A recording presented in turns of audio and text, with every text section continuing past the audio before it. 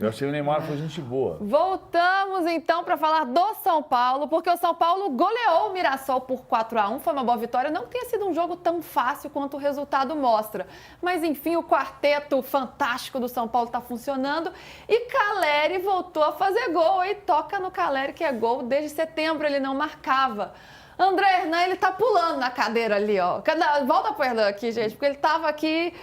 O que tá acontecendo aí, Não, André? é que quarteto... Não pode fazer a coisa do quarteto Não, pelo amor de Deus, não estou censurando ninguém aqui, pelo amor de Deus. Tá me censurando. Aqui é um programa, aqui democracia acima de tudo. Democracia é quando a gente concorda, né? Exato. Não é uma democracia. Tá bom, eu exagerei, eu estava emocionada com o desempenho do Tricolor. Não, assim, Meteu um quarteto fantástico. É que quarteto fantástico, eu acho que ainda é muita calma nessa hora, assim, não sabe? Torcedores, calma.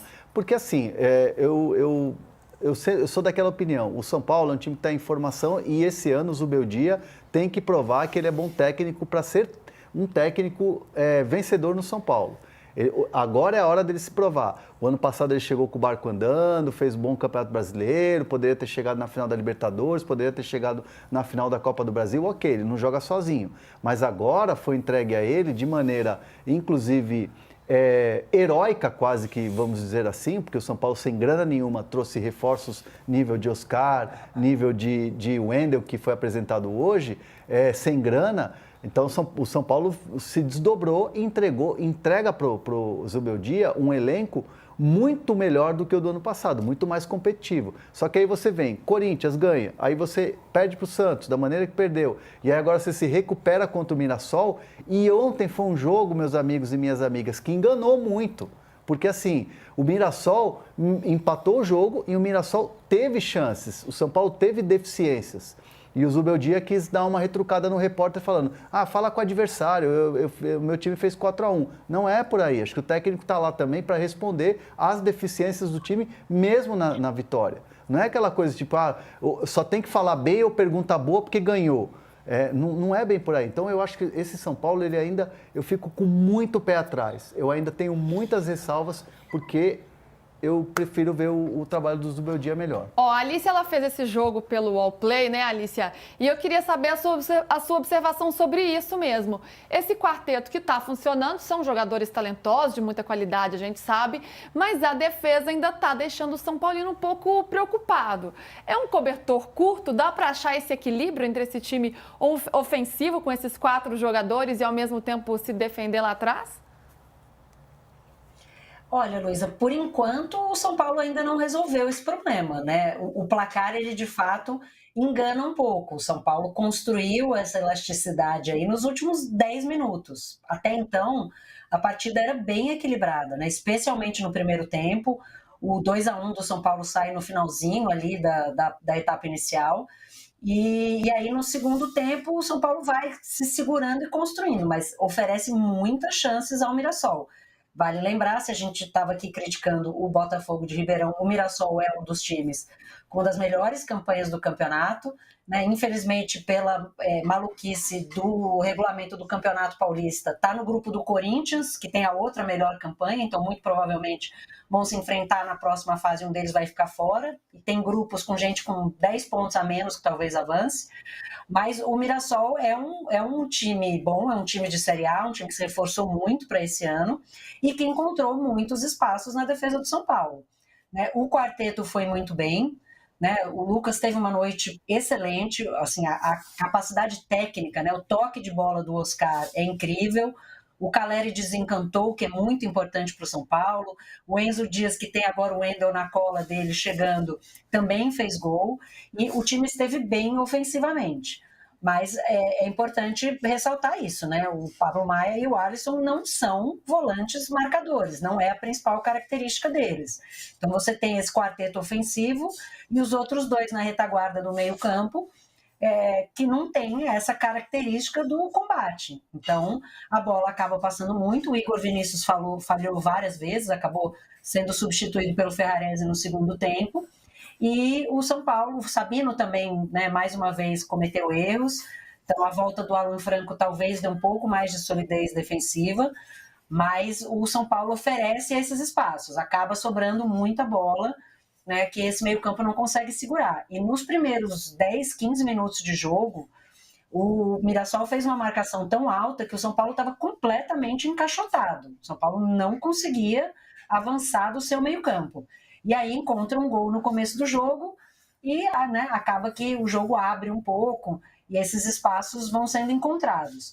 Mas eu concordo com o Hernan, né? Não dá para olhar para esse placar e falar o São Paulo resolveu todos os seus problemas porque ganhou de 4-1 do Mirassol, que é um time de Série A, e faz uma excelente campanha, vinha de 5 vitórias seguidas no Campeonato Paulista.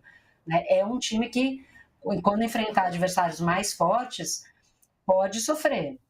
Fez isso muito bem contra o Corinthians, né? É importante ressaltar, mas contra o Santos já nem tanto. Então, né, é um desafio que o Zubeldia vai ter, e não sei se essa lateral direita está resolvida, porque o Igor Vinícius tem errado muito, o Céder, que é um grande ponto de interrogação, não joga há um ano, o Mike ontem acho que não estava nem relacionado, né, um dos jogadores da base que está integrado ao elenco, mas que não tem tido, né, muitas oportunidades. Então, acho que assim, ofensivamente está ótimo, a gente sempre quer ver o Rian Francisco, ontem entrou o André Silva, fez gol, então não dá para criticar o Zubeldia nesse ponto, mas defensivamente tem muita coisa para acertar ainda. E me parece que a melhor notícia foi o fato de Calleri desencantar, né? Não marcava desde setembro, estava sentindo esse peso. É um alívio. Tirou um peso das costas, PVC. Ele fez um gol e reivindicou outro ainda. O do Oscar, ele queria que fosse dele. Como é que foi esse período para o Calleri? Aí foi um período realmente difícil e que agora ele, né, consegue andar, caminhar para frente depois de tirar esse peso das costas? As últimas 2 temporadas ele terminou com dor. Então, por exemplo, em 2023 ele foi campeão da Copa do Brasil. Foi fundamental para ganhar a Copa do Brasil, fez o gol no Maracanã contra o Flamengo na vitória por 1-0, no primeiro jogo das finais da Copa do Brasil. Terminou a Copa do Brasil, ele fez mais um jogo para ter certeza da fuga do rebaixamento e campeão da Copa do Brasil, saiu para fazer a cirurgia de joelho. No ano passado, nos jogos finais, você há de se lembrar que contra o Botafogo ele não jogou, contra o Juventude também não, porque ele tinha uma dor muscular na coxa esquerda. Eu fui atrás, porque eram 10 jogos sem marcar. Ele não marcava desde o jogo contra o Botafogo pela Libertadores em setembro, que foi o jogo que foi para os pênaltis e o Botafogo se classificou para as semifinais. 10 jogos dele em campo, não 10 jogos do São Paulo, 10 jogos do Calleri em campo. Ele passou por um jejum parecido de 8 jogos sem marcar em 2022. Também estava jogando com dor. A informação dentro do São Paulo hoje é que ele não está mais jogando com dor.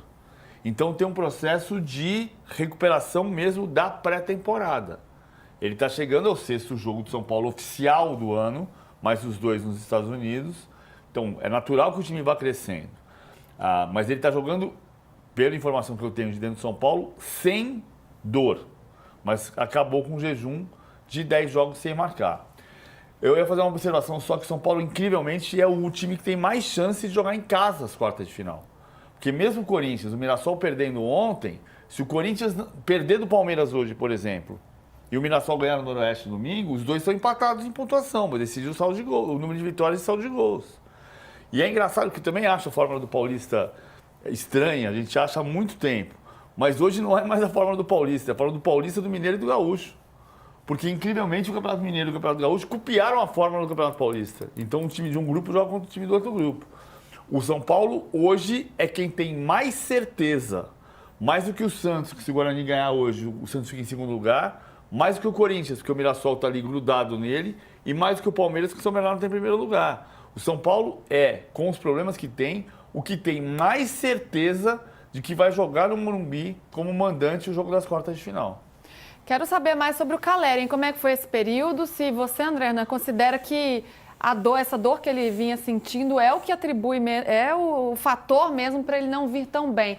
Mas eu posso dar um break antes? Lógico. Vamos criar um suspense? Bora. Vamos criar um suspense? Porque quero saber de mercado da bola. Parece que a porteira fechou ali também, né, André? Vai contar pra gente. Ó, já sabem, hein? Campeonato Paulista é aqui, no Wallplay. Voltamos já em 2 minutinhos. Ó, vamos ver o que a galera tá comentando aqui sobre